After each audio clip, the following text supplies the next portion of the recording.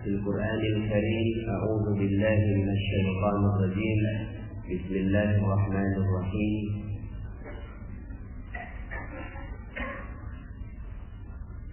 إنما أمره إذا أراد شيئا أن يكون له كن فيكون. وسبحان الذي بيده ملكوت كل شيء وإليه ترجعون.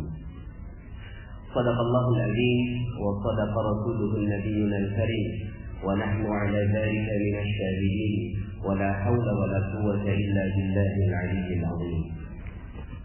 Alhamdulillah, segala puji bagi Allah yang memberikan nikmat-Nya kepada kita semua hingga di hari yang berkah ini. Allah Subhanahu wa taala mudahkan kita langkah kaki kita masuk ke masjid Allah Subhanahu wa taala. Semoga kehadiran kita di masjid ini menjadi kemuliaan, keberkahan, ketinggian, kejayaan dan hidayah dari Allah Subhanahu wa taala untuk diri kita, keluarga kita dan masyarakat kita. Amin. Amin ya rabbal alamin. Salawat dan salam semoga tercurah dan terlimpah kepada junjungan kita Nabi besar Muhammad sallallahu alaihi wasallam beserta para keluarga, para sahabat dan para pengikutnya hingga yaumil akhir. Bapak Ibu hadirin wal hadirat rahimakumullah. Beberapa hari yang lalu saya baru sampai dari umrah ke Turki. Rencananya 12 hari. Kemudian ternyata ada perubahan jadwal yang dari 12 hari jadinya 11 hari. Beberapa jamaah tentunya merasa amat disayangkan, ya. Wah sayang, kan harusnya 3 hari di Turki, ya. Jadinya cuma 2 hari. Tapi karena ilmu magnet rezeki, ya, ilmu magnet rezeki semuanya bagus. Nggak ada yang nggak bagus, ya. Bagus itu, husnuzanillah, ya. Apapun yang terjadi pasti adalah yang dipilihkan oleh Allah Subhanahu wa taala, dan yang dipilihkan itu adalah pasti yang terbaik. Dan ternyata 2 hari ini Istanbul kena badai salju. Kena badai salju, ya. Pas persis dimulainya di tanggal 6 dini hari, persis kami take off. Jadi persis kami take off dari bandara, ya. Kemudian sekarang ini terjadi badai salju. Seandainya memang jadwalnya 12 hari, maka saya nggak ada di sini. Ya, masih ada di Istanbul, ya, dan masuk ke hotel Prancis sebagaimana yang dialami oleh jamaah kami di Mihrab Qalbi yang dipimpin oleh Ustaz Rosyidin. Dan pastinya itu juga yang terbaik buat jamaah beliau, betul? Ya. Jadi subhanallah, inilah Allah Subhanahu wa taala mengatur seluruh kehidupan kita dengan kehidupan yang terbaik. Termasuk SPNK naik 3 kali lipat. Betul ya? SPNK naik, KDL naik, BBM naik, insya Allah semuanya naik. Sebagian orang tidak menginginkan hal yang demikian, ya, nggak mau, dan mengatakan bahwa apa yang salah dari kehidupan ini sehingga akhirnya kehidupan jadi berat, kehidupan jadinya tidak ringan, ya, kehidupan jadinya bertambah beban dan seterusnya. Tapi kalau kacamata kita adalah kacamata Allah Subhanahu wa taala, maka hati tenang aja, ya. Karena semuanya pasti yang terbaik yang Allah Subhanahu wa taala inginkan buat kita. Walaupun tetap, ya, yang namanya pemimpin yang tidak adil, pemimpin yang tidak memperhatikan rakyatnya, Allah yang maha membalasnya. Cuma urusan kita tetap urusan bersyukur, ya. Urusan kita adalah urusan tetap menikmatinya di detik pertama ketika kita menerima berita, ya. Ketika pertama kali menerima berita bahwa dari 12 hari jadi 11 hari, kemudian sebagian jamaah pastinya tidak menerima. Tapi kemudian ya sekarang lagi rame di grup kami kan baru pada pulang, masih pada istirahat, belum apa namanya, belum lepas jet lagnya, ya. Saya kemarin seharian setengah hari di Manasik, sekarang jalan lagi, ya. Ini kepala masih ini kayaknya masih Turki aja ya. Di detik pertama ketika kita menerima segala sesuatu, maka di situ kekuatan. Di detik pertama, ketika kita mampu mengetahui di detik pertama dan mengetahui hakikat di detik pertama, maka itu adalah sebuah kekuatan seorang mukmin. Bahkan di situ adalah rahasia keajaiban. Ya. Jadi hari ini kan kita akan belajar 7 langkah keajaiban, ya. 7 langkah keajaiban. Ini belum diupload ya di channel ya. Ini kayaknya ya sudah sekarang aja direkam, kita terus kemudian nanti diupload di channel. Udah pada masuk channel Telegram semua kan? Alhamdulillah sudah ya. Ya. Saya pun ketika lagi namanya manusia ya, naik turun. Al-imanu yazidu wa yanqus. Iman ini naik turun. Kalau bahasa saya, kalau dalam seminar atau training, itu dia seperti kilometer. Naik turun. Ya, naik turun. Nah, ketika lagi turun, saya dengerin Telegram saya. Dengerin, Masya Allah, naik lagi. Betul ya Bu ya? Lagi ngepel, lagi nyapu, lagi masak, biasanya ibu-ibu laporannya gitu ya. Nah, Bapak Ibu yang dirahmati Allah, suatu ketika ada seorang sahabat wanita yang beliau ini kehilangan suaminya. Beliau kehilangan suaminya, meninggal dunia, dikuburkan. Ketika dikuburkan, kemudian ya yang menguburkan bersama dengan mereka adalah Rasulullah Shallallahu Alaihi Wasallam. Kemudian sudah selesai, semuanya pada pulang. Ini wanita masih nangis di depan utara suaminya. Rasulullah lewat, ya. Kemudian Rasulullah bilang gini, cinta, ya. Yang sabar. Udah gitu doang, Rasulullah nggak ngomong apa-apa, cuma cinta. Kemudian ini wanita nggak tahu kalau ini yang ngomong Rasulullah. Kemudian akhirnya dia bilang gini, kamu tidak tahu apa yang kurasakan. Biasa begitu ya. Kalau kita lagi mengalami hal yang tidak sederhana, terus kemudian ada yang nasihati dia, kok tahu banget kamu itu? Emang kamu tahu apa yang kurasakan? Ya.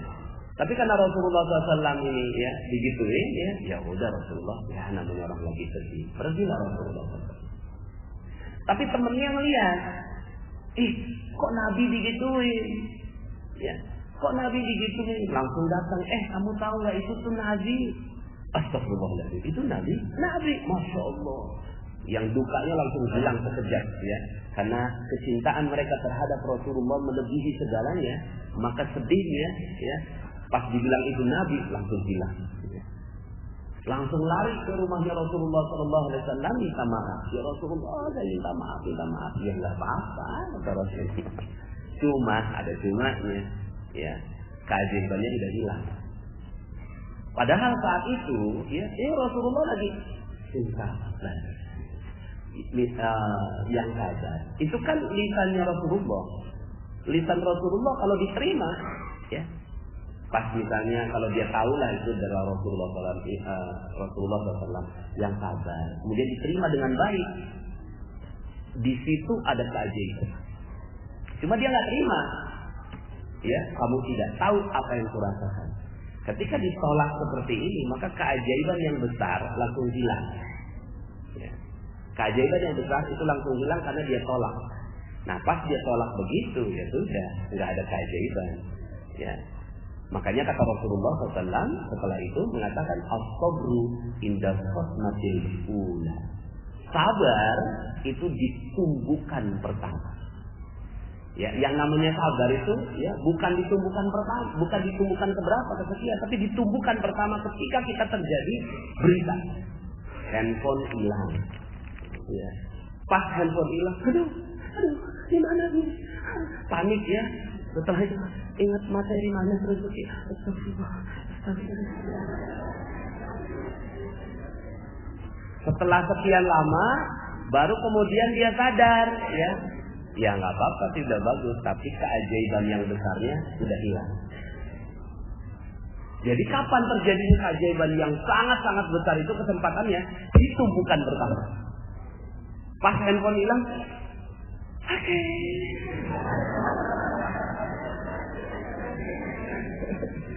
Ya. Di detik pertama itu dia siap menerima, ya, keputusan dari Allah Subhanahu wa taala. Ustaz, ini jamaah, ya, dari 12 hari jadi 11 hari, Ustaz. Ya. Dalam hati saya, ini ada yang bisa menerima di detik pertama, ya. Ada yang bisa, ada yang tidak bisa menerima, ya. Ya, ada yang minta kompensasi kali, ya. Namanya wajar, ya, namanya juga udah bayar, ya. Kompensasi, alhamdulillah, karena kita ternyata bisa cancel hotelnya, ternyata bisa kita kembalikan. Nah, Bapak Ibu yang dirahmati Allah Subhanahu wa taala, pengetahuan tentang ini ternyata tidak sederhana.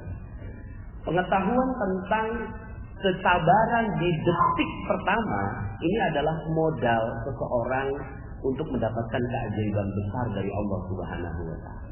Kalau kita didik terus gitu ya, maka kita akan menjadi manusia yang super loh, ya.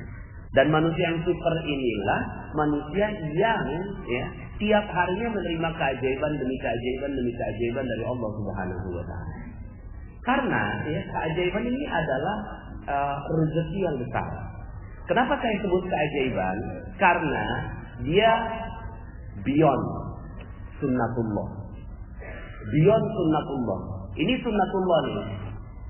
Ini sunnatullah. Keajaiban itu di atasnya sunnatullah. Keajaiban itu di atasnya sunnatullah. Jadi yang namanya sunnatullah itu kalau kita mendidihkan air di 100 derajat dia mendidih. Itu sunnatullahnya. Pas kita pegang panas itu sunnatullah. Tapi pas kita pegang dingin ini namanya keajaiban. Ya. Seperti yang terjadi pada Nabi Ibrahim alaihi salam. Ya. Maka yang kita inginkan di dalam keajaiban itu melebihi batas sunnatullah. Sunnatullah itu kalau kita melakukan A dapatnya B, sebab akibat. Gitu. Sebab akibat. Ya. Itu sunnatullah. Makanya di dalam dunia barat itu dikenal yang namanya metode penelitian. Ya. Metode penelitian, ada hipotesa dulu, diuji hipotesanya, kemudian diuji lagi, sampai kemudian akhirnya kesimpulan. Itu adalah sunnatullah. Sunnatullahnya apa? Ya sunnatullahnya ketika air didinginkan 0 derajat dia membeku, itu sunnatullah. Sunnatullahnya apa? Sunnatullahnya kalau kerja sekian jam dapat UMR. Ya. UMR di Jakarta katakan 3,5 juta. Ini sunnatullah. Tapi ada seorang satpam ternyata, ya, gajinya nggak 3,5, gajinya 15 juta. Dari jalan yang dia nggak paham, dari jalan yang tidak bisa dijelaskan secara logika. Nah, kalau tidak bisa dijelaskan secara logika, ini yang namanya keajaiban. Kok bisa gitu? Nah, kita ini, Bapak Ibu yang dirahmati Allah Subhanahu wa taala, yang ada di depan saya ini manusia ajaib atau manusia biasa? Betul ya? Siap ya? Iya dong, kita manusia ajaib. Ajaibnya di mana? Ajaibnya utang Indonesia 4.000 triliun. Itu sunnatullahnya kalau dihitung-hitung, ya, berapa tahun baru bisa lunas? Ya. Kalau dihitung-hitung 4.000 triliun. Masyarakat Indonesia udah ada yang hitung dah tuh ya. Sampai anak 3 generasi itu belum lunas, Bapak Ibu.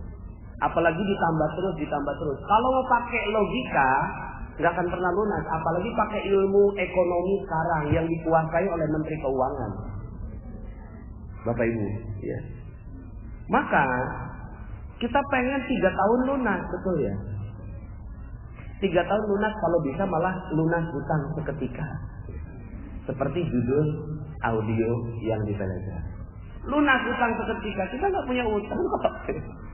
Kalau Allah mau, makanya di dalam ilmu Islam itu Allah nggak bicara tentang ilmu sunnatullah. Baca Al-Quran Bapak Ibu. Sepanjang kita membaca Al-Quran, Allah selalu menjelaskannya keajaiban demi keajaiban demi keajaiban demi keajaiban. Supaya apa? Supaya keajaiban itu menginternalisasi di dalam diri kita. Kok bisa ya? Kok ngepas ya? Pas take off, badai mulai. Kok bisa? Gimana ngejelasin secara logika? Emang saya tahu, emang Mihrab tahu, emang travel tahu, emang penyelenggara dari turnya itu yang di Istanbul tahu kalau akan ada badai. Nggak bisa Bapak Ibu. Ini ada kalau sekarang kan udah pada canggih ya, handphonenya ada weather. Di sini nggak ada, ya. Di weather ini suhu Turki itu nggak ada kelihatan kalau akan ada badai. Tiba-tiba badai. Nah ini alhamdulillah jadi cerita, ya. Alhamdulillahnya sekarang malah jadi cerita. Nah ini yang namanya beyond sunnatullah. Makanya kalau Allah katakan innama amruhu idza arada syai'an ay yaqula lahu kun fayakun.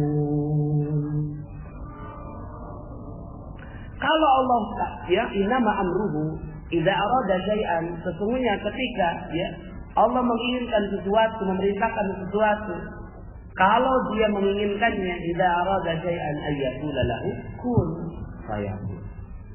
Jadi, maka jadi.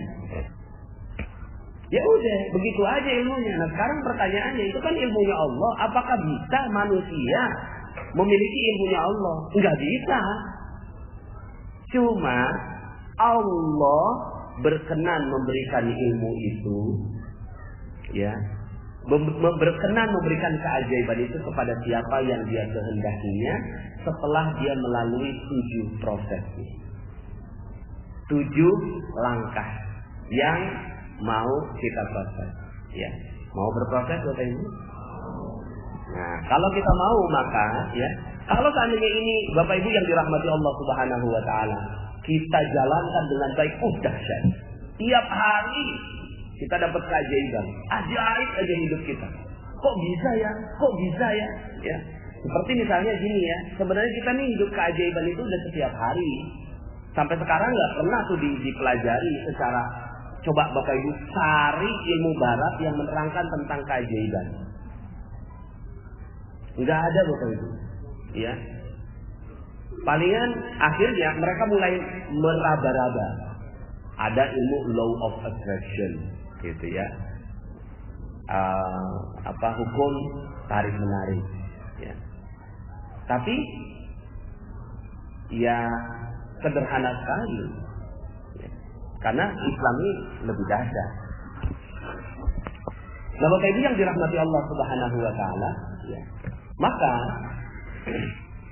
ketika kita ingin hidup kita penuh keajaiban, maka ada 7 langkahnya, ya. Ada 7 langkah yang membuat kita akhirnya hidupnya penuh keajaiban demi keajaiban dan keajaiban. Kalau udah ajaib, utang udah pasti lunas. Amin. Betul ya?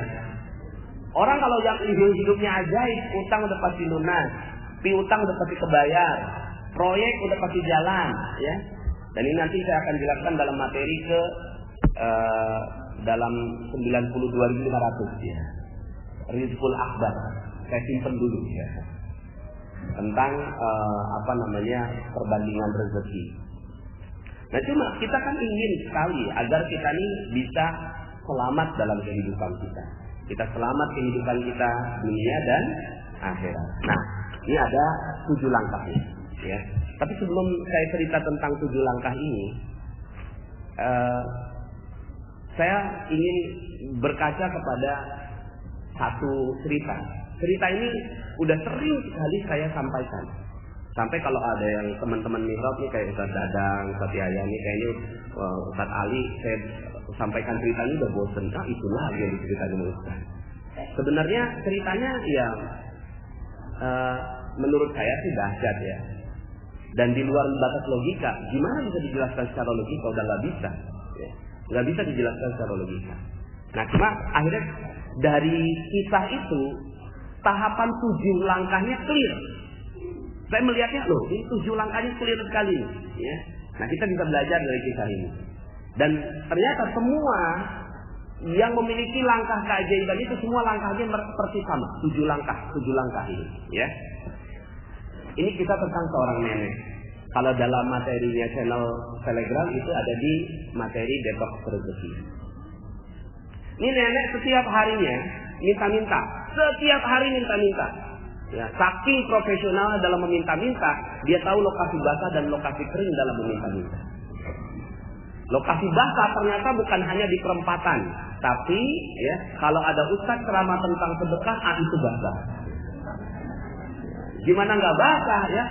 Jamaah lagi didoktrin agar bersedekah, lah dia jadi alat praktikumnya. Akhirnya ya dia datang ke pengajiannya Ustaz Yusuf Mansur. Ya udah, Ustaz Yusuf Mansur kan ngomongnya sedekah terus. Ya. Akhirnya Bapak Ibu dia datang ke TPI dulu. Setiap hari Selasa, Rabu, subuh lagi, ya. Itu nggak gampang pengajian subuh itu. Tapi dia datang Bapak Ibu, ya. Selasa, Rabu di TPI. Datang dia. Tapi bukan buat ngaji, buat minta-minta. Ya udah panen, ya. Semua jamaah lagi didoktrin, dia sebagai alat praktikum. Akhirnya ketahuan sama jamaah. Pas ketahuan dipanggil sama Ustaz Yusuf Mansur. Nenek datang pengen minta-minta. Enggak Ustaz, jangan bohong. Semua orang pada laporan kayak gitu. Enggak Ustaz. Gini aja deh. Kalau besok nenek datang pengen minta-minta, saya usir ya. Tapi kalau besok datang pengen ngaji, silakan dah. Siap Ustaz. Akhirnya tuh si nenek besoknya datang lagi. Cuma ya, udah berubah niat. Yang tadinya mau minta-minta, sekarang ngaji. Dan dia akhirnya ngaji tuh. Ngaji. Sampai satu hari. Ada Ustaz Yusuf Mansur, ada tuh si nenek, ada saya. Nah si nenek ini ngoceh aja dapat Ustaz Yusuf Mansur, gitu ya. Nggak tahu orang yang diocehin orang sibuk. Ya. Kemudian kata Ustaz Yusuf Mansur, udah nih, gak usah banyak ngomong, gue mau kasih duit. Yang tadinya dia ngoceh, gue mau kasih duit. Langsung dia. Ya. 250.000, tapi bukan buat nenek semua. 190.000 bagiin ke orang lain sebagai sedekah. 60.000 buat nenek sebagai ongkos bagiin sedekah. Paham? Enggak paham Ustaz. Mungkin dijelasnya kecepatan dan dia shock. Mau dikasih uang. Karena kan selama dia ngaji, dia nggak dapat penghasilan toh dari majelis itu, gitu ya. Tahu-tahu Ustaz mengaji 250.000 aja itu. Shock dia. Ya. Akhirnya karena dia paham, enggak paham Ustaz. Ngomong ke saya Ustaz Yusuf Mansur, nah terusin nah, gue banyak urusan. Siap Ustaz. Mungkin tadi dijelasinnya terlalu cepat. Akhirnya saya jelasin pelan-pelan. Ustaz Yusuf Mansur mau ngasih duit 250.000, betul kan Ustaz? Gak ada Ustaz. Loh kan katanya dia yang mau ngasih. Kan katanya saya mau ngasih duit 250.000. Lah kan saya tagih dong. Ustaz, saya udah jelasin 250.000. Tak ada Ustaznya. Akhirnya saya mengerti sendiri waktu itu sebagai murid ya. Oh, maksudnya ini terusin bukan cuma terusin jelasin. Terusin kasihin duitnya gitu ya. Saya dijebak tapi dijebak yang baik gitu ya. Keluarlah dompet saya, ada duit 300.000. Nenek, duit 300.000. Tapi bukan buat nenek semua. 240.000 bagiin ke orang lain sebagai sedekah, 60.000 buat nenek sebagai ongkos bagiin sedekah. Paham? Paham Ustaz. Cepet banget pahamnya. Karena orang kalau dijelasin ada duit itu cepet paham. Kalau nggak ada duitnya abstrak. Ya. Paham Ustaz. Ya, akhirnya 2 minggu kemudian saya ketemu si nenek lagi. Nangis tuh si nenek. Subhanallah Ustaz, alhamdulillah Ustaz. Ada apa nih? Coba cerita. Dia itu Ustaz duitnya udah saya tukerin duit-duit kecil 2.000, 5.000, 10.000. Tapi karena temennya banyak peminta-minta, akhirnya cepat habis. Ya, sampai kemudian setelah habis ada 3 orang yang datang. Nek, bagi sedekah kok saya hilang kebagian? Ya, udah habis, jangan bohong dong Nek. Ya, akhirnya karena didesak gitu, ya keluarlah bagian dia. Bagian dia berapa? Apal banget urusan duit mah.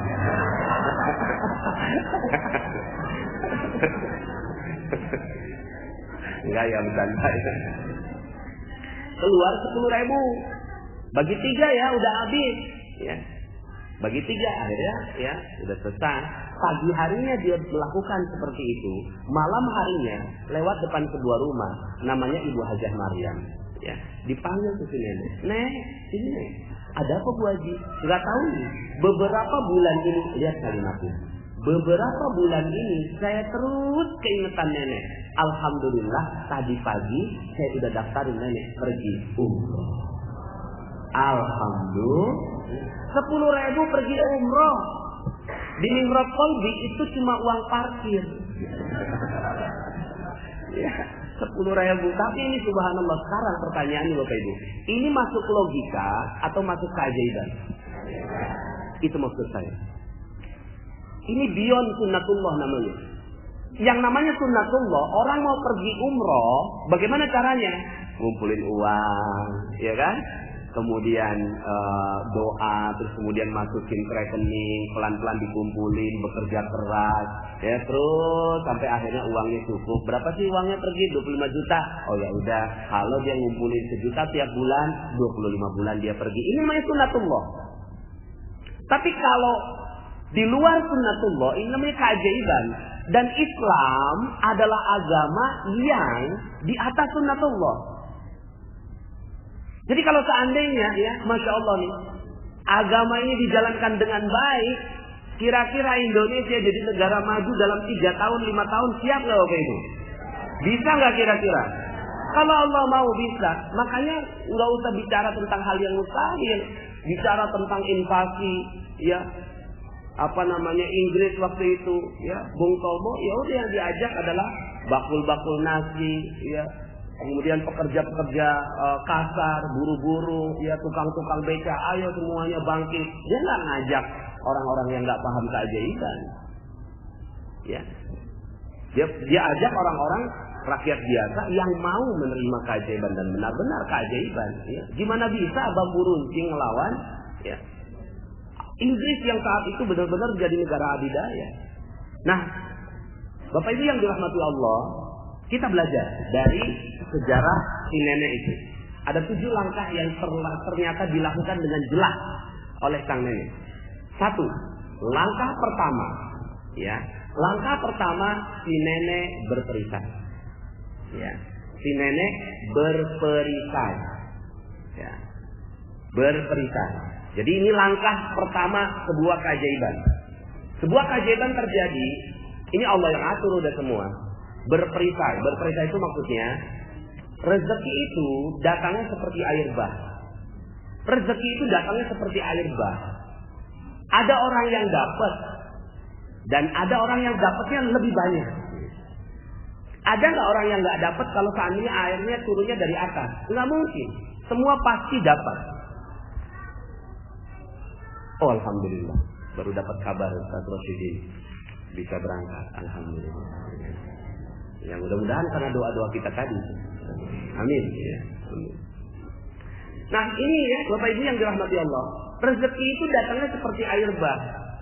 Cuma ada orang yang nggak dapat. Siapa mereka yang nggak dapat? Bukannya kita nggak dapat, tapi karena ada orang yang pakai perisainya. Dia pasang perisainya sampai akhirnya, ya setiap air datang, dia pasang perisai, air datang, dia pasang perisai, maka akhirnya dia nggak dapat air. Ya, dia pasang perisainya. Kalaupun dapat air itu nyepres, itulah UMR itu. Tes gitu, itu UMR. Takdirnya orang Islam, ya, takdirnya manusia itu nggak dapat ya UMR ya, harusnya takdirnya itu berlimpah ruah, minimal 5 miliar per bulan lah. Percaya nggak 5 miliar per bulan? Percaya ya? Ya. Gimana caranya? Nah, 7 langkah ini ya.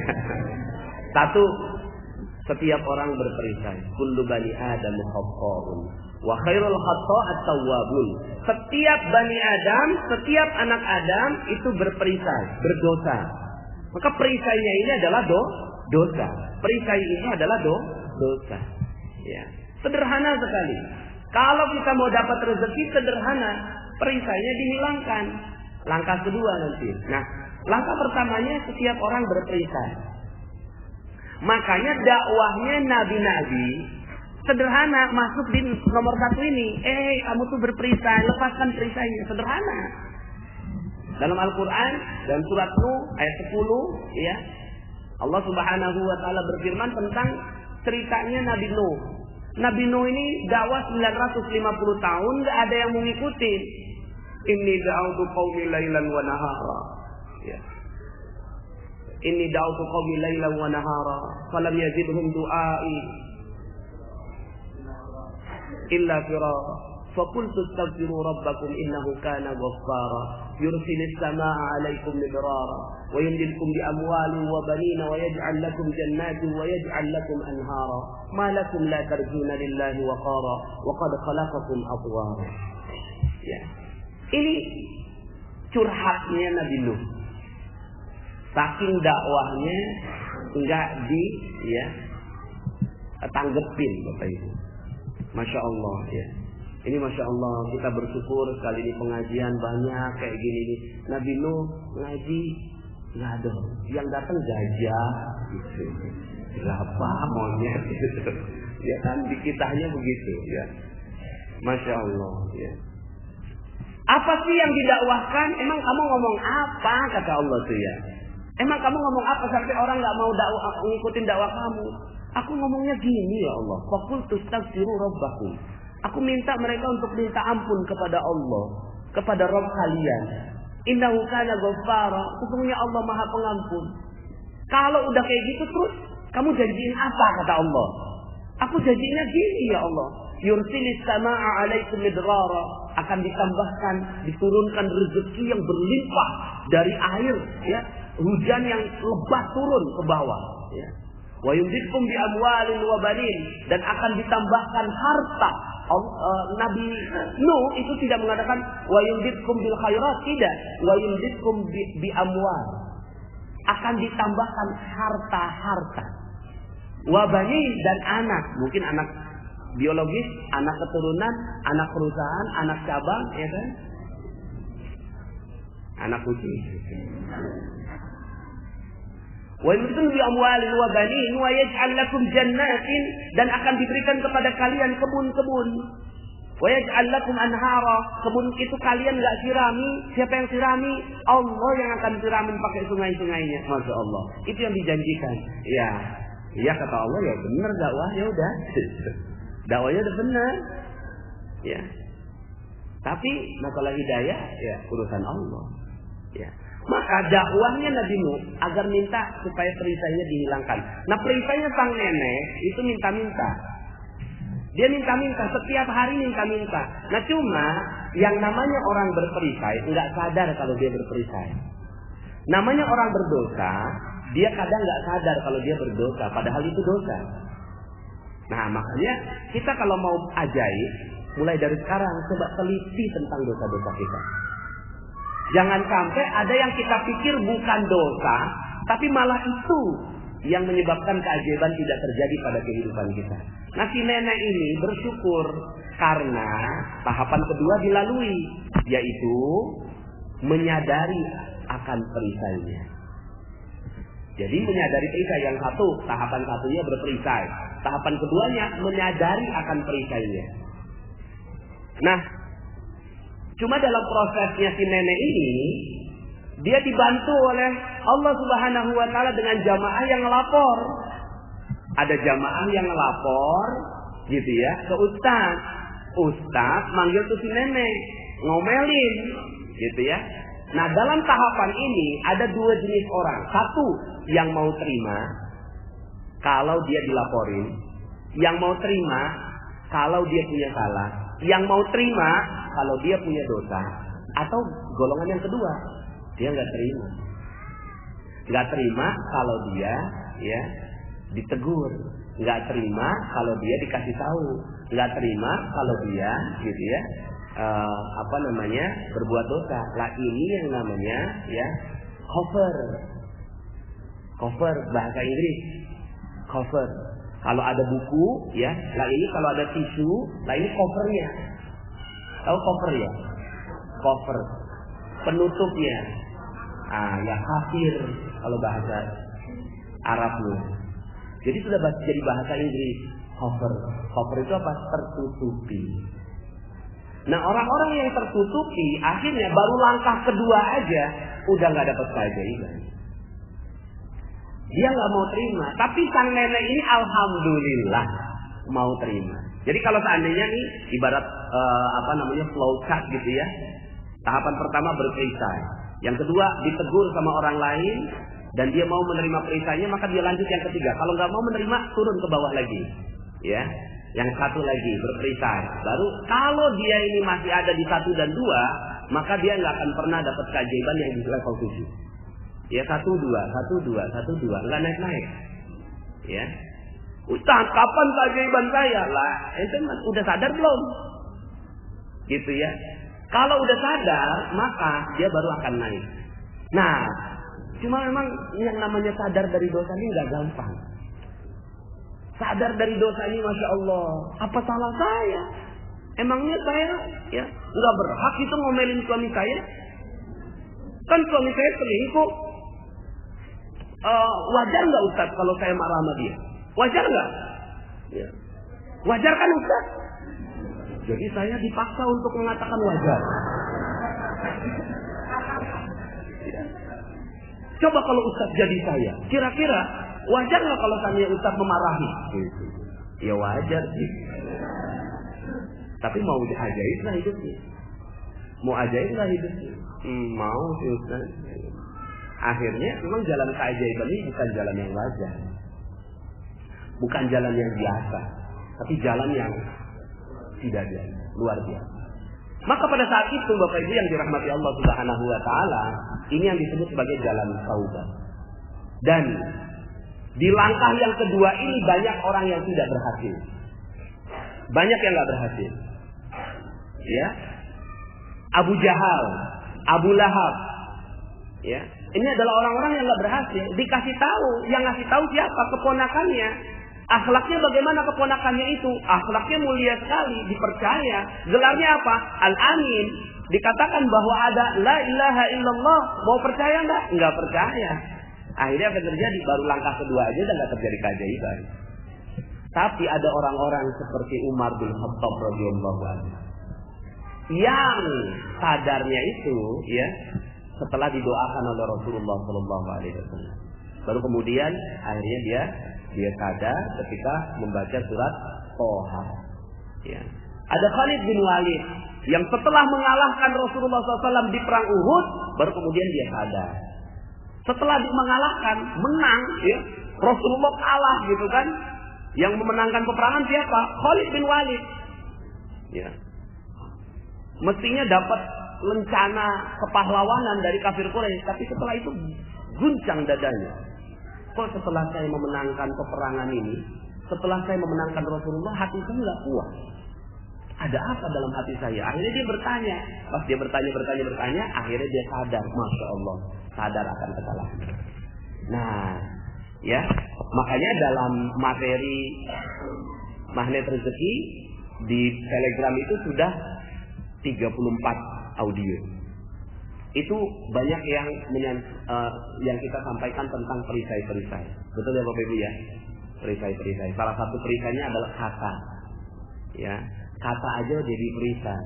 Karena kata adalah doa. Jangankan kata, pikiran aja doa, maka kata-kata ini doa. Kita jalanan ada macet, kita bilang, "Wah, jalanannya macet." Itu jadi doa. Akhirnya macet seluruh hidup kita. Ya. Macet rezekinya, macet jodohnya, macet kebahagiaannya, macet, segalanya macet. Terus gimana dong? Ganti dengan apa? Penuh. Ya. Nah, ini perisai. Jadi sadar dulu perisainya. Kalau udah sadar, oh iya. Nah, ketika oh iyanya ini, dia mau melangkah yang ketiga. Yang ketiga adalah, nah ini yang gak gampang. Ya, langkah ketiga ini gak gampang Bapak Ibu.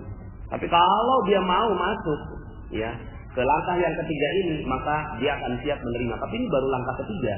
Padahal keajaiban itu di nomor 7. Nabi Yunus alaihissalam nggak mau nerima. Saya nabi, tugas saya nyampaikan wahyu, tapi ini semuanya pada nggak mau denger.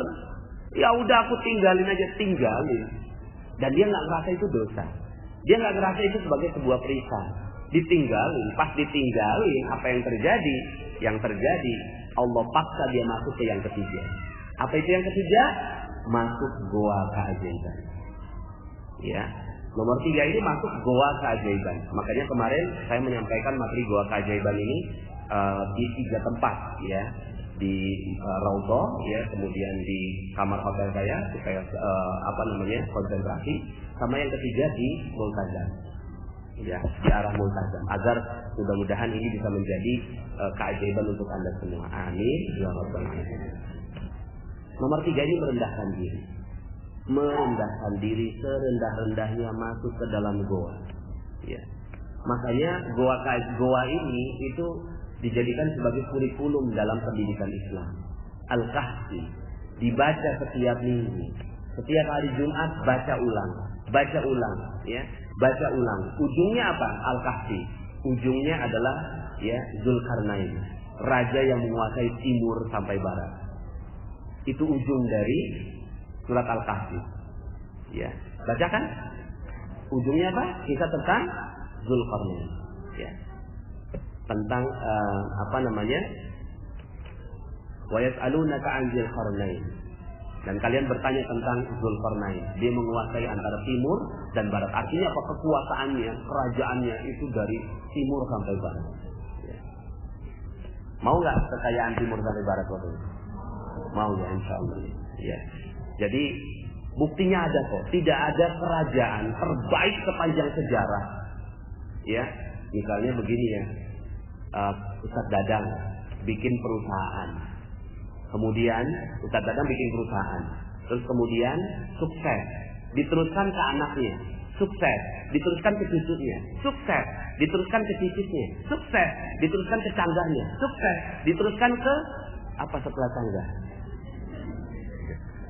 Terus sampai 36 generasi.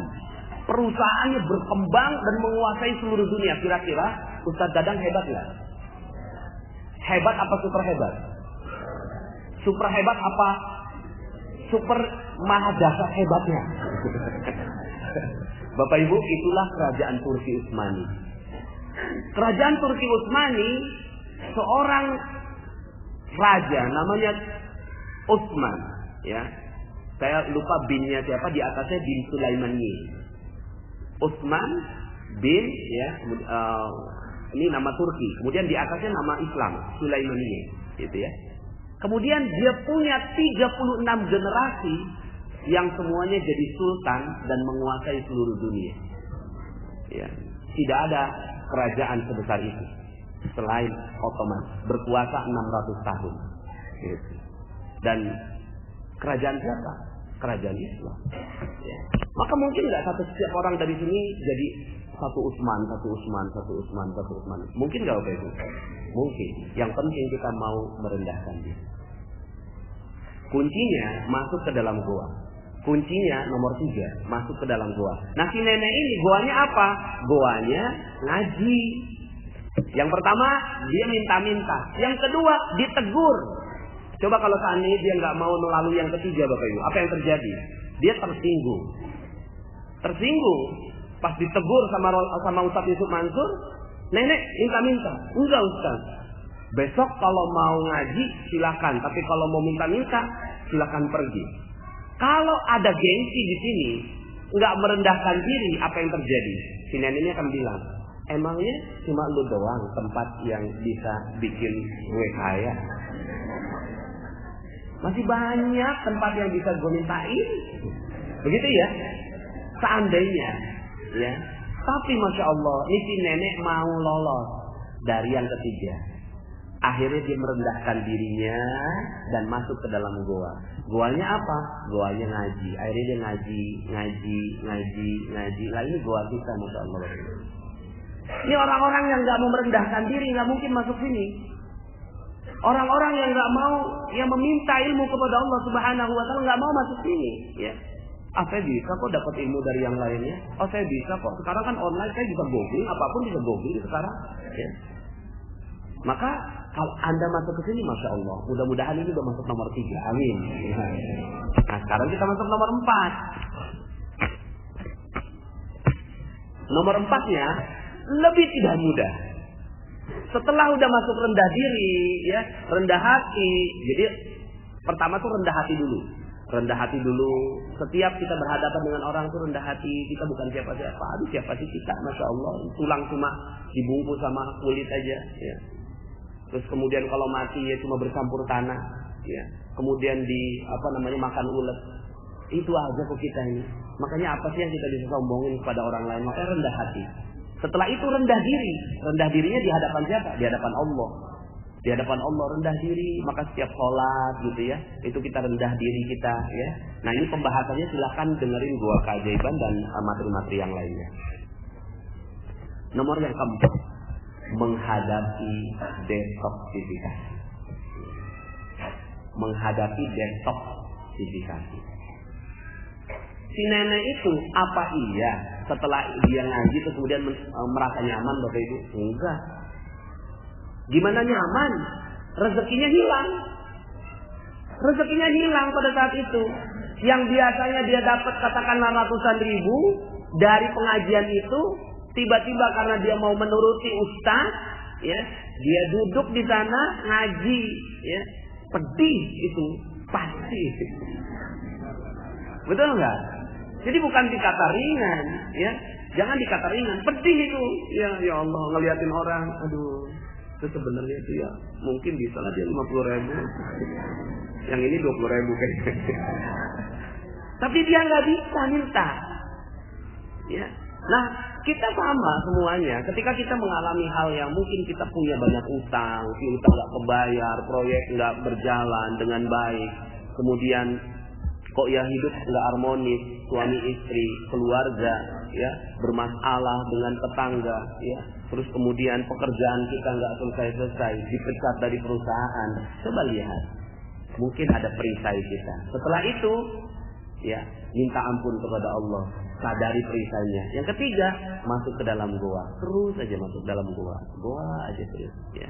Lalu setelah itu di dalam goa, ya, apakah langsung selesai? Tidak. Ya. Di dalam goa itu nggak dapat rezeki. Siap nggak dapat rezeki? Halo. Siap ya. Detoksifikasi. Ya. Detoksifikasi. Ya. Tapi sebenarnya proses detoksifikasi ini adalah proses yang bagus. Ya, makanya saya paling suka memang dalam materi magnet rezeki ini Paradox of Candy, itu yang paling saya suka. Ya. Paradox of Candy ini adalah keanehan kita bersikap terhadap bungkus permen atau permennya. Kalau saya punya, ya mungkin ada yang belum dengar. Kalau ada saya punya di kantong celana saya permen, kantong celana nih ya. Pas saya udah agak lengket-lengket gitu pas keluar, loh kok nggak ada bungkusnya? Ya. Saya kasih, ada yang mau terima? Nggak mau terima. Ya.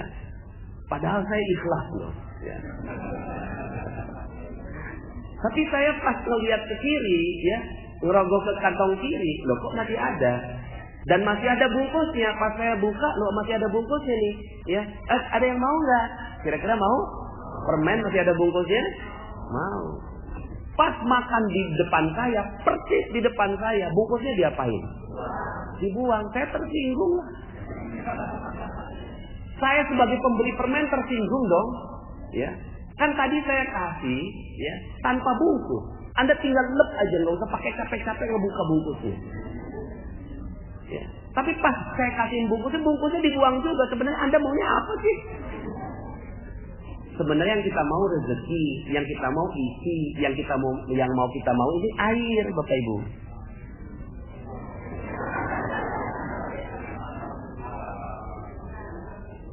Alhamdulillah. Tapi apakah mungkin Ustadz Dadang ngasih saya, Ustadz perlu minum? Iya. Coba dongakan mulutnya. Apa mungkin seperti itu? Nggak mungkin. Maka Ustadz Dadang kasihin tempat yang bagus. Sudahlah pakai ini lagi. Nggak butuh ya. Nggak butuh ya. Cuma kayaknya kok bagus ya. Supaya nggak masuk debu Ustaz. Ya. Lah ini yang namanya bungkus. Bungkusnya kita nggak butuh, tapi tidak mungkin ada rezeki datang tanpa bungkus. Maka tahapan yang keempat ini penting. Tahapan keempat adalah menikmati detoksifikasinya, menikmati bungkus-bungkus rezeki. Handphone hilang di kesempatan pertama. Oke.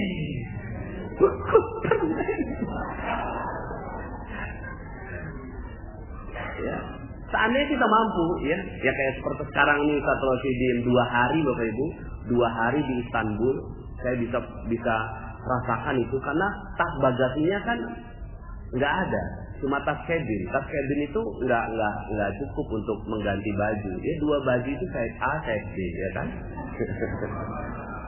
Ya. Kemudian waktunya juga terbatas. Beliau akhirnya mungkin ke Madinahnya terbatas, ke Mekahnya terbatas. Kalau nggak sabar pada saat itu, apa yang terjadi? Nggak dapat rezeki sama sekali. Tapi ketika mampu menikmati rezekinya, oh ini detox. Oh mungkin dulu kita pernah bikin orang delay, nah sekarang Allah bikin kita delay. Oh mungkin ya dulu saya pernah bikin orang tertahan uangnya sama kita, lah sekarang Allah bikin kita tertahan. Oke deh, saya terima apapun yang Allah inginkan untuk saya. Kalau ini yang terjadi, maka sudah. Jadi nikmati aja detoxnya. Jadi Indonesia ini lagi ngalami detox Bapak Ibu. Ya, lagi ngalami detox. Subhanallah, ya. Ya. Al-Maidah 21. Wah, itu detox itu Masya Allah. Detoxnya indah sekali. Kalau ada yang mampu menikmati detox ini, termasuk STNK naik 3 kali lipat itu detox. Ya. Nah si ibu ini, ya, si nenek ini, detoxnya apa? Detoxnya adalah dia nggak dapat rezeki pada saat dia dalam gua. Maka siap-siap kalau kita mau dapetin keajaiban, masuk gua dan nggak dapat rezeki. Mungkin saat itu dihina orang. Mungkin saat itu, ya, kita ya hilang kemuliaan kita sama sekali. Harga diri hilang. Mobil mungkin harus dijual. Rumah mungkin harus dijual. Istri mungkin dipulangkan ke rumah orang tuanya. Ya. Ya.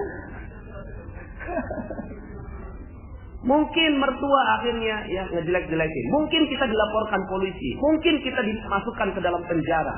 Mungkin ya kita ditinggalkan oleh semua orang. Mungkin kita sedang mendapatkan penyakit yang akhirnya semua orang nggak mau deketin kita. Lepra, TBC. Ya. Seperti yang terjadi pada Nabi Ayub. Mungkin, nah ini semuanya mengalami detox. Nah cuma kan kita nggak siap. Kita maunya apa? Hidupnya seperti sinetron. Indah, naik terus ya. Ya. Nah maka kalau seandainya kita mau melalui yang nomor 4 ini, Masya Allah. Nomor 3 aja nggak gampang. Nomor 4 lebih dalam lagi. Makanya Syekh Abdul Qadir Jailani pernah beliau mengatakan begini, aku lalui jalan sholat dan aku rasakan betapa panjang jalan sholat itu, dan karena aku ya bukan orang yang sempurna, maka aku belum bisa menemui Allah dengan jalan sholat. Lalu aku tempuh jalan puasa, berpayah-payah puasa, tapi ternyata karena ketidaksempurnaan aku, maka aku tidak menemui Allah melalui jalan puasa. Lalu aku tempuh jalan sedekah. Karena ketidaksempurnaanku, maka aku merasa jalan sedekah ini panjang luar biasa. Dan aku belum bertemu Allah. Lalu Allah berikan kepada aku kenikmatan jalan penghinaan dari orang lain. Dan aku rasakan betapa dekat jalan itu menuju Allah. Dia dihina orang, dibilang orang gila. Ya. Dan ya udah gila. Seperti juga dalam kisah tentang seorang sufi wanita yang sangat-sangat terkenal. Namanya Rabi'ah Al-Adawiyah. Hina sekali, rendah sekali. Tapi kemudian dalam kehinaannya itu, dia berinteraksi dengan Allah Subhanahu wa Ta'ala. Rasulullah SAW ya, dihina 3,5 tahun masuk goa. Setelah masuk goa, keluar ya, dihina selama 13 tahun. Dan ini ada proses detox nih. Detox untuk mendapatkan keajaiban.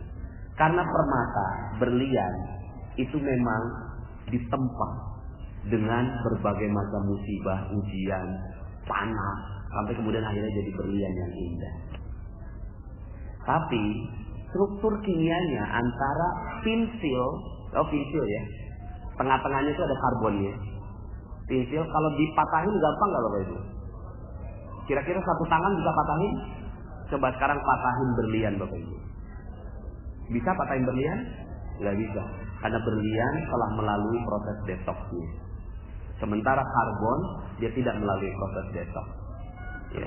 Nah sekarang pertanyaannya, Anda mau jadi orang yang seperti apa? Jenis karbon atau jenis diamond? Diamond insyaallah. Nomor 5, ya. Nomor 5 nih. Nomor 5 diberi isi permen tapi isi yang kecil gitu. Diberi ujian.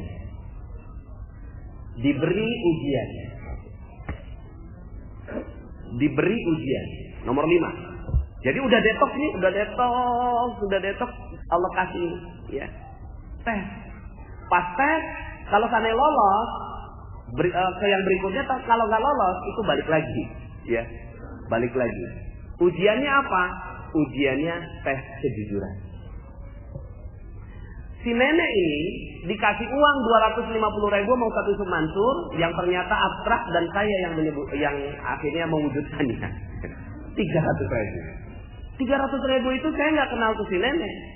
Kita cuma akadnya lisan, dikasih 300.000. Terus kemudian setelah itu ya tuh si nenek ya kan saya nggak tahu. Maka interaksi dia dengan Allah Subhanahu Wa Taala ini adalah ujian buat dia. Ujiannya apa? Ujiannya apakah dia mau mengasihi ke orang lain atau diambil sendiri semuanya. Kalau diambil sendiri semuanya, siapa yang tahu? Saya ngelihat nggak? Enggak. Tapi Allah ngelihat. Ya. Tapi si nenek ini berhasil. Dia lolos ujian. Dan lolos ujian ini Masya Allah. Ya. Orang yang tadinya berharap banget. Setiap hari mungkin dia dapat 50.000. Terus kemudian kompensasi, ya 10 kali ikut pengajian 50.000 dikali 10, 500.000. Nah Ustaz kasih 300.000. Ya udah sekalian aja buat saya semua, ini kan bagian saya. Ya, hitung-hitungannya kan bagian saya 500.000. Tapi karena dia amanah, nah ini amanah. Jadi amanah. Maka Bapak Ibu nanti Allah akan kasih ujian pelan-pelan. Ada ujian kecil yang kita mampu untuk jujur seluruhnya. Jujurnya tuh 100%. Inna sidqa yahdi ilal birri. Sesungguhnya kejujuran itu mengajak kepada kebaikan. Wa innal birra yahdi ilal jannah. Sesungguhnya kebaikan ini mengarahkan kepada surga. Nah, Bapak Ibu yang dirahmati Allah, maka nomor 5 ini enggak sederhana. Nomor 5 ini kita akan menghadapi mungkin proyek yang akhirnya kita pas lagi mau ngerjain tiba-tiba susu anak harus diprioritaskan. Terus kemudian kita bilang mungkin ada yang bisa kita ambil sedikit, orang kan nggak lihat. Ya. Terus kemudian kita kasih ke susu anak. Maka langsung tuh yang tadinya nomor 5 balik lagi ke nomor 1. Ya. Yang tadi udah mau dapat keajaiban nih, nomor 5 nih, ya. Balik lagi ke nomor 1. Gitu. Terus kemudian mungkin pas kita jalan nemu dompet. Subhanallah. Dompet. Pas dibuka isinya persis nilai yang kita butuhkan. Terus kemudian kita lihat KTP-nya. Dalam hati, siapa tahu nih dia mau ngasih hadiah buat saya. Maka datang deh ke rumah orangnya. Ini udah jujur bukan? Jujur, tapi tidak memenuhi syarat untuk naik level ke nomor 6. Datang ke sana tuh, pas datang, terus kemudian dikasih, ya, terus pas sudah dikasih, ya, dikasihin dikembalikan dompetnya. Ini nih saya mau kasihin hadiah buat kamu. Maaf, saya nggak pantas ini untuk menerimanya. Tolong, saya lagi proses detox. Udah dengar channel Telegram kan? Pergi aja langsung. Kenapa? Karena itu ujian. Ujian berharap pada manusia. Ujian berharap pada manusia. Dan ini babnya sebenarnya ini cuma daftar isi sebenarnya. Ya, karena ujiannya banyak sekali. Ya, ujiannya banyak sekali. Karena gini Bapak Ibu, ada dua jenis cleaning service. Ada dua jenis cleaning service. Cleaning service A, ya, cleaning service A ini, ya, itu dia dipanggil sama staff. Mas, sini mas. Ada apa bu? Tolong dong beliin gado-gado. Sebentar ya bu. Saya ngepel dulu. Pas udah selesai ngepel, ya mana bu uangnya? Tapi sebelum saya terima uangnya, ibu tahu kan kalau job desk saya itu kan ngepel. Ngebeliin gado-gado itu kan bukan job desk saya. Jadi ibu paham kan apa yang saya maksud? Kira-kira Anda ngedengar kalimat kayak gitu, dia berharap dapat tips gitu. Tapi diingetin, jangan sampai lupa tips saya. Kira-kira ngedengar yang kayak gitu nih, ya. Anda sebenarnya pengen nggak ngasih tips buat dia? Enggak. Itu dia. Ini kita baru dari manusia ke manusia, udah nggak mau. Tapi ada cleaning service jenis B. Mas, sini mas. Ada apa bu? Tolong dong beliin gado-gado. Siap bu. Mau yang pedasnya level berapa? 0 sampai 10. Langsung dia cepat beliin, balik ya. Bu ini yang karetnya 1 level sekian, karetnya 2 level sekian, karetnya 3 level sekian. Nah ini silahkan. Mas, bentar mas. Saya mau kasih tips. Aduh maaf bu, jangan bu. Tolong bu jangan. Kan ibu tahu job desk saya kan ngepel. Gado-gado itu beliin gado-gado bukan job desk saya. Maka yang halal pada saya adalah yang ngepel. Ngebeliin gado-gado ini nggak halal buat saya bu. Kalau tipsnya saya terima. Karena ini saya ingin memberikan kebaikan buat ibu.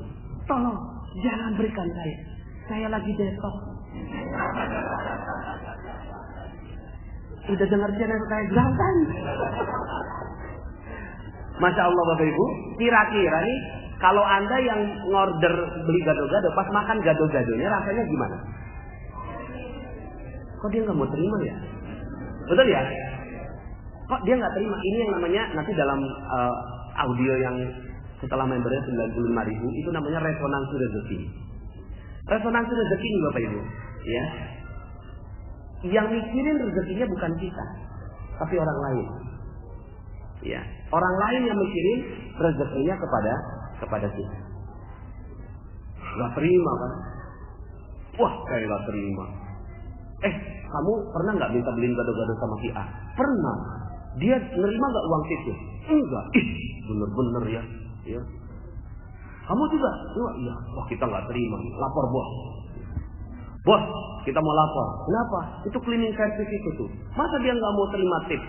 Loh, saya juga. Kata si bos tuh. Terus apa yang kalian inginkan? Kita nggak terima bos. Jangan sampai dia cuma jadi cleaning service di sini. Jadiin staff bos. Akhirnya yang mikirin untuk jadi staff siapa? Orang lain. Akhirnya naik nih. Dipanggil. Mas, coba sini mas. Kamu ijazahnya apa sebenarnya? Ijazahnya S1 pak. Loh kok kamu mau jadi cleaning service? Loh itu rezeki yang saya terima sekarang pak. Maka saya syukuri dan itu yang halal buat saya. Terus kamu sebenarnya maunya apa? Ya saya nggak mau apa-apa pak. Karena rezeki saya sudah berlimpah ruah. Dan ya kalaupun seandainya ada orang-orang yang mau minta tolong sama saya, maka itu amal bakti saya buat mereka. Kamu tuh gitu ya? Ya mau gimana lagi pak? Karena rezeki sudah begitu berlimpah. Ya. Gini, semua orang nggak mau kamu jadi cleaning service, kamu harus jadi staff. Kalau itu yang bapak mau?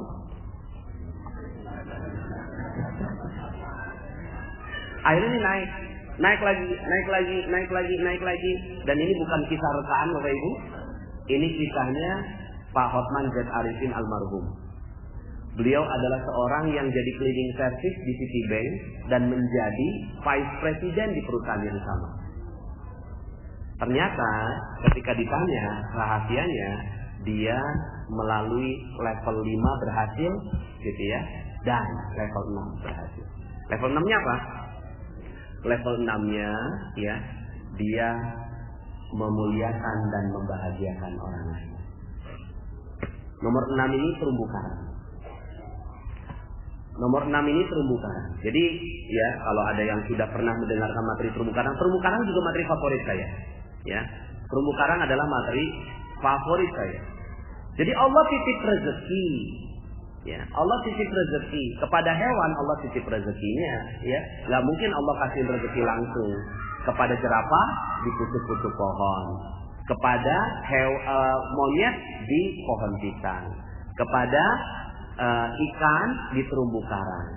Maka kalau ditanya, hei ikan, di mana rezeki kamu? Di mana Allah titip rezeki kamu? Langsung dia jawab, di terumbu karang. Gitu. Hei jerapah, di mana rezeki kamu dititip sama Allah? Di pucuk-pucuk pohon. Ya. Kemudian kira-kira nih, coba ajak si ikan. Hei ikan, yuk kita hancurkan. Ya, terumbu karang. Ya nggak mau. Itu kan rezeki saya. Akhirnya memang tidak ada ikan yang menghancurkan terumbu karang, jerapah yang menghancurkan pucuk pohon, ya nggak ada yang mau. Tapi ya manusia ketika ditanya, saya sebelum menyampaikan materi ini saya survei dulu ke banyak masjid, ke banyak orang yang saya tanya, kira-kira menurut kamu di mana di titik rezeki manusia? Nggak ada yang bisa jawab loh. Di mana di titik rezeki manusia? Nggak ada yang bisa jawab. Ada yang jawabnya di mana-mana, saking di mana-mananya nggak fokus, nggak dapat. Di bank, di tambang, di proyek, di bos, di pimpinan, bukan. Rezeki Allah dititip di kemuliaan dan kebahagiaan orang lain. Itu rezeki Allah. Dititip di kemuliaan dan kebahagiaan orang lain. Ketika orang lain mulia dan bahagia karena kita, maka rezeki pasti mengalir dan Allah akan titip rezeki itu. Ya. Nah sekarang pertanyaannya, kalau tadi tuh ya ikan kan nggak ngancurin terumbu karang, monyet nggak ngancurin pohon pisang, tapi ada nggak manusia yang menyakiti perasaan manusia lain? Kenapa coba? Karena dia nggak tahu di situ letak rezekinya. Kalau dia tahu di situ letak rezekinya, mau nggak dia sakiti orang Bapak Ibu? Mau nggak dia sakiti hati istri? Mau nggak istri nyakiti hati suami? Mau nggak gitu ya kita nyakiti hati perasaannya bencong? Ya saya sering kalinya saya tarik ke yang sangat drastis Bapak Ibu. Misalnya kita lagi naik mobil, kemudian di sebelah kiri kita itu jam 12 malam Ustaz Dadang, diketok-ketok. Pas kita lihat bencong di Taman Lawang. Tok-tok-tok, abang. Kira-kira di kepala kita, ya, kita ngomongnya gimana? Ya, ahli neraka, kaumnya Nabi Lut. Ya. Itu lagi merah tuh lampunya. Ya Allah, cepet hijau. Itu langsung habis rezekinya. Bisa nggak kalau seandainya pas kita ngelihat si bencong ini kita muliakan dan bahagiakan dia? Ya. Udahlah nggak ngorder, ya kan? Nggak negor, ya kan? Ini ngancurin dengan doa yang nggak baik di kepala kita. Bisa nggak kita muliakan dan bahagiakan dia? Gimana caranya muliakan dan bahagiakan bencong? Ya Allah, segerakan ya Allah, dia menemukan jalan taubatnya. Aku doakan agar dia segera mendapatkan jalan taubat sebelum dia meninggal dunia. Ya Allah, muliakan dia, rahmati dia, berkahi dia, jayakan dia, berikan rezeki yang halal, barokah, selain dari apa yang sekarang dia lakukan. Ini sambil megangnya kencang Bapak Ibu itu ketirnya. Ya. Pas hijau, gitu. Tapi selamat itu ya. Nah, nomor 6 ini Bapak Ibu adalah ujian terhadap manusia. Jadi yang nomor 5 ujian kejujuran, nomor 6 ujian manusia. Ada kalanya ketika kita lagi mau dapetin keajaiban, itu ada orang-orang yang datang pada kita, nyebelin, terus kemudian kita sakiti hatinya. Maka nomor 6 turun lagi, gitu. Turun, jatuh lagi, gitu ya, turun. Ya. Nah, keajaiban itu terjadi di nomor 7. Keajaiban itu terjadi di nomor 7. Jadi setelah kita udah ngakui perisai kita, ya. Jadi kita berperisai, ngakui perisai kita, ya. Kemudian mengalami ya, merendahkan diri, masuk ke dalam goa, menghadapi detoksnya dan kita nikmati detoks itu dengan baik ya. Hilang handphone, Ya, kita bilang alhamdulillah, terima kasih ya Allah, sebentar lagi istrinya datang, gitu ya. Rumah kebakaran, alhamdulillah, ya. Anak meninggal dunia. Ya. Kita sering kalinya ngomongnya innalillah, tapi innalillahnya intonasinya yang tidak tepat. Padahal innalillah itu dibaca sama dengan alhamdulillah. Sama. Jiwanya sama dengan alhamdulillah. Anak meninggal dunia, alhamdulillah. Cuma bacanya innalillah. Gitu. Ya. Kalau sekarang kan anak meninggal dunia, innalillah. Ya. Seakan-akan nggak terima. Ada jeruk nipisnya. Ya. Tahu ada jeruk nipis ya?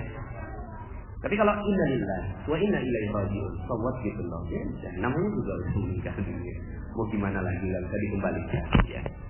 Nah, Bapak Ibu yang dirahmati Allah, maka nomor 7, puncak keajaiban itu terjadi. Kun fayakun Allah terjadi. Cuma yang namanya kun fayakun itu nggak usah ditungguin. Setelah kita melalui yang nomor 6 tuh, ya Allah, saya kan udah melalui yang nomor 6. Mana nih keajaiban? Keajaiban itu ya ujuk-ujuk gitu loh. Tiba-tiba datangnya, dilalah tiba-tiba ada langsung datang. Tring gitu loh, ya. Subhanallah, ya. Baru setelah itu kita pikir, oh karena kita sudah melalui prosesnya, maka Allah memberikan keajaiban buat kita. Jadi ini 7 langkah, ya. Jadi 7 langkah yang kalau kita jalankan dengan baik, ya. Dan sebenarnya ya, di antara 7 langkah ini, ya, materi-materinya Magnet Rezeki itu saling mendukung satu sama lain untuk memudahkan. Nah, ini untuk membuat rangkaian ceritanya, ya. Jadi rangkaian ceritanya, ya, setelah kita menyadari akan dosa-dosa kita. Kalau itu lolos, naik ke atas lagi, lolos, naik ke atas lagi. Tapi sambilan misalnya katakanlah sepanjang perjalanan kita, ya, kita muliakan dan bahagiakan orang lain aja. Terumbu karang aja dijagain, masya Allah, ya. Kemarin itu saya agak terpacu ketika membaca review ekonomi Indonesia. Kemudian dikatakan ketika ditanya kepada Pak Yusuf Kalla, bagaimana ekonomi Indonesia tahun 2017? Pak Yusuf Kalla jawabnya gini, Bapak Ibu. Satu-satunya yang pasti di tahun 2017, satu-satunya yang pasti adalah ketidakpastian. Itu jawabannya Pak Yusuf Kalla. Coba browsing Bapak Ibu, ya. Review ekonomi 2017 ketidakpastian Yusuf Kalla. Itu pasti keluar itu beritanya Bapak Ibu, ya. Loh, saya dalam hati saya terpacu malah jadi akhirnya. Masya Allah, wakil presiden kita, pemimpin kita, jawabnya begitu. Padahal kalau seandainya kita tahu ilmu magnet rezeki, jawabannya sederhana. Bagaimana ekonomi tahun 2017? Dahsyat! Luar biasa. Coba saya tanya balik ke wartawannya. Menurut kamu berapa orang jumlah orang Indonesia? 300 juta orang. Lah, kalau 300 juta orang ini saling memuliakan dan membahagiakan satu sama lain. Ya, saling memuliakan dan membahagiakan satu. Udahlah, fokus saja bahagiakan orang lain, bahagiakan orang lain. Wong rezeki dititip kemuliaan kebahagiaan orang lain. Menurut kamu tahun 2017 akan jadi hari yang apa? Tahun yang bagaimana? Tahun yang sukses, Pak Yusuf Kalla. Nah itu, makanya dasar kan? Ya. Kalau saya yang menghayal, saya yang ditanya ulang. Amin ya Rabbal alamin. Nah Bapak Ibu yang dirahmati Allah, sebelum kita tanya kepada ekonomi Indonesia, tanya ekonomi kita sekarang. Pertanyaannya, bagaimana ekonomi kita di tahun 2017? Udah tahu ilmunya, ya. Bahagia. Uang bangkrut aja bagus. Kan bungkus permen, ya kan? Ya, suami diambil orang.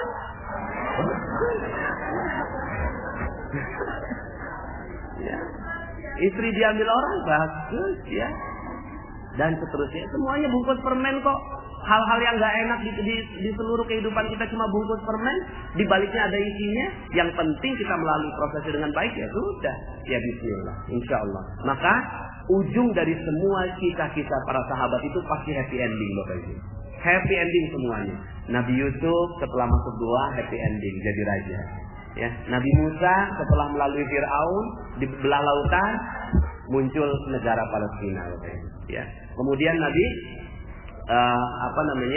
Yunus setelah ditelan di dalam laut, kemudian setelah paus, kemudian beliau berdakwah kembali. Ya. Rasulullah SAW, ya ini adalah kabar positifnya. Ya, umat Islam menyebar di seluruh dunia.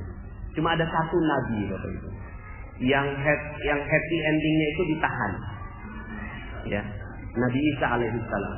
Nabi Isa alaihissalam itu belum happy ending Bapak Ibu. Ya, kenapa? Karena Allah angkat beliau. Wa ma qataluhu wa ma salabuhu walakin subbiha lahum. Dia tidak dibunuh, tidak disalib, ya, tapi dia disamarkan dengan wajah orang yang di sekitarnya, lalu kemudian dia disalib. Allah mengangkat Nabi Isa, sekarang masih ada beliau di sisi Allah Subhanahu wa taala. Happy endingnya kapan? Nanti di ujung zaman. Beliau diturunkan lagi. Intinya ya, sekarang goanya lama sekali Nabi Isa ini. Goa keajaiban yang nanti keajaibannya memang dahsyat sekali di ujungnya. Ya sudah, bismillah, happy ending. Sebagaimana hidupnya Bapak Ibu semua yang happy ending. Amin ya rabbal alamin. Baik, mungkin ada waktu kurang lebih 10 menit ya. Kalau ada yang ingin ditanyakan, oleh tafadhol masyhur.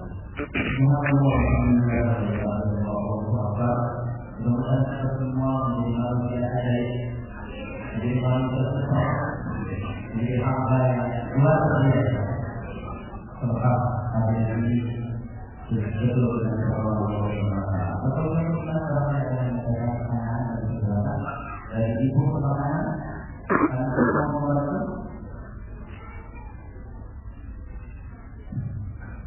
Udah belum? Ada mungkin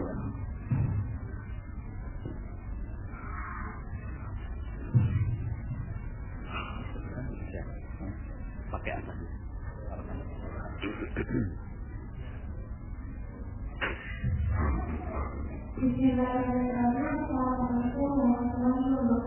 Waalaikumsalam warahmatullahi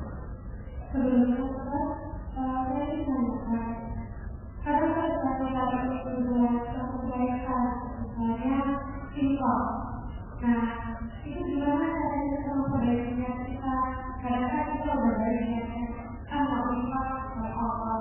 Tapi kalau dibandingnya itu dari pembeliannya, takutnya kan itu namanya ya. Nah itu gimana cara kita memperbaiki kita supaya amalan infak kita ini jadi pahala diri dan pahala supaya masalahnya itu ya, yang jelas ini setiap amalan yang ditujukan agar dipuji orang itu tidak menimbulkan keajaiban. Rezeki hilang. Jadi ketika kita bersedekah, terus kemudian kita senang orang lain memuji kita, lihat dong saya ini, ya. Maka ya udah, kita nggak dapat imbalannya, nggak dapat imbalan yang setimpal dari Allah Subhanahu wa taala. Dan Allah senang kok kita minta imbalan, Allah senang. Ya, Allah senang sekali minta imbalan.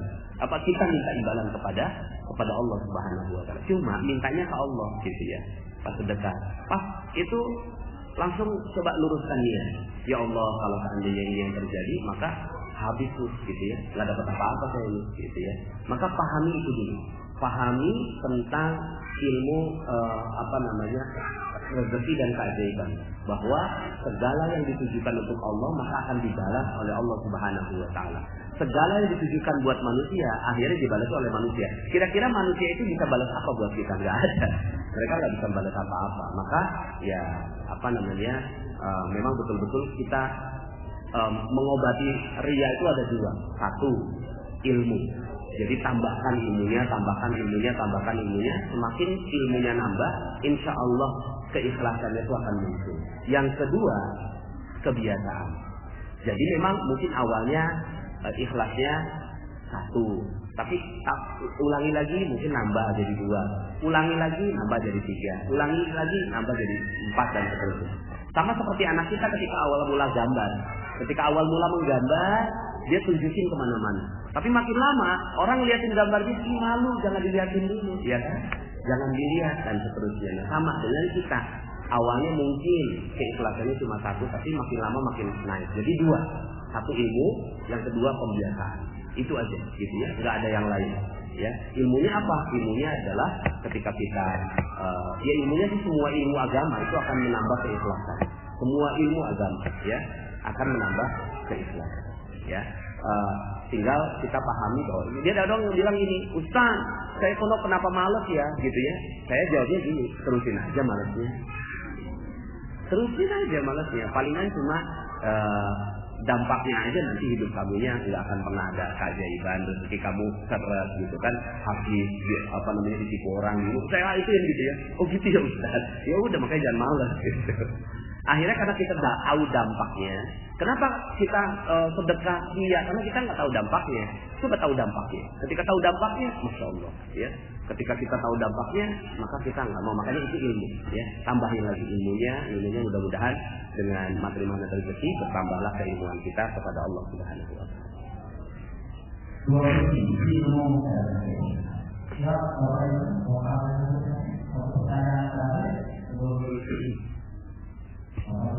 Bapak nggak ada di Indonesia.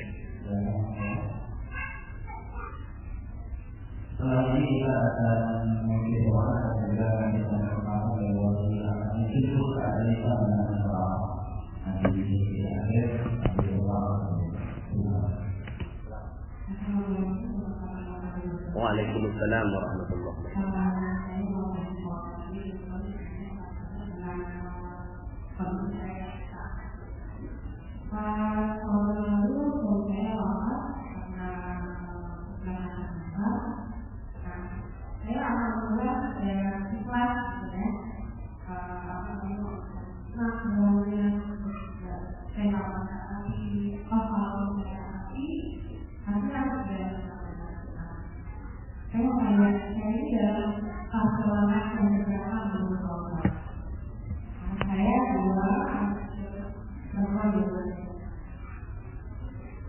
Ya, baik. Pastinya yang mengetahui ibu udah di langkah keberapa adalah ibu sendiri dengan Allah. Ya, yang jelas apapun kejadiannya, ya. Anak umur berapa sekarang? 7 tahun. Ya. Yang pasti, apa sisi positif yang kita bisa lihat? Sisi positifnya adalah anak ibu adalah anak yang dekat dengan Rasulullah SAW. Itu yang paling dekat. Kenapa? Anak yatim ini mulia sekali. Anak yatim ini salah satu sumber rezeki. Rezeki kan sekali lagi ya bukan cuma uang, ya. Tapi ya rezeki ini masya Allah ya, rezeki ini salah satu rezeki terbesar, makanya rezeki akbar itu surga, itu rezeki akbar. Nah, anak ini dekat sama Rasulullah SAW. Ya. Maka salah satu sisi positifnya, karena yang namanya mati, namanya meninggal dunia, ya, kullu nafsin dha'iqatul maut. Setiap yang berjiwa pasti merasakan mati, dan tergantung kematiannya, ya. Kita nggak tahu, ya, karena apa, sebab apa. Nah, sisi positif yang kita bisa lihat adalah jagain anak ini sampai mereka besar. Anda jagain, ya. Tergantung Anda menjaganya sendiri atau kalau ada jodoh lain, ya. Maka Allah berikan yang terbaik buat Anda, ya. Yang jelas anaknya fokusnya ke anaknya. Anaknya ini jagain.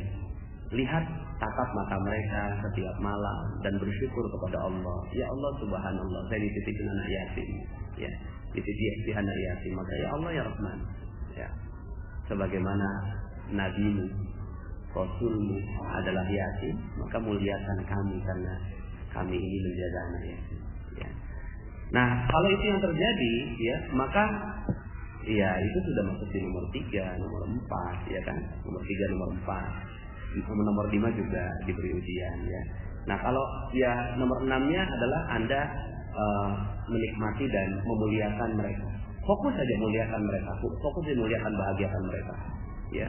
Ini adalah amal soleh yang Allah Subhanahu wa Ta'ala titipkan untuk Anda. Setiap orang punya amal soleh berbeda-beda. Nah, Anda beruntung sekali karena dititipi anak yang yakin ya dan jaga ya. Mudah-mudahan Allah Subhanahu wa taala rahmati Anda semua. Nah, setelah itu ya udah, enggak usah terlalu ya keajaiban itu ya ujuk-ujuk aja ya. Tiba-tiba aja ya. Saya yakin kalau memang Anda bersyukur, menikmati ujiannya, menikmati hidup ini dengan ikhlas, benar-benar ikhlas tanpa ada jeruk nipis gitu ya. Itu pasti keajaibannya berlimpah ruah pada Anda semua ya, insyaallah. Baik, terima kasih Bapak Ibu karena sudah 5 menit lagi menuju zuhur ya. Boleh nggak kita Asmaul Husna? Ada Asmaul Husna nggak? Ustaz Ali, ada Asmaul Husna. Kita baca Asmaul Husna ya di akhir dari kajian kita ya. Nah, selama masa Asmaul Husna ini ada beberapa petugas kami yang mengedarkan kotak infak atau korban sedekah ya. Silakan yang mau bersedekah ya dipersilakan.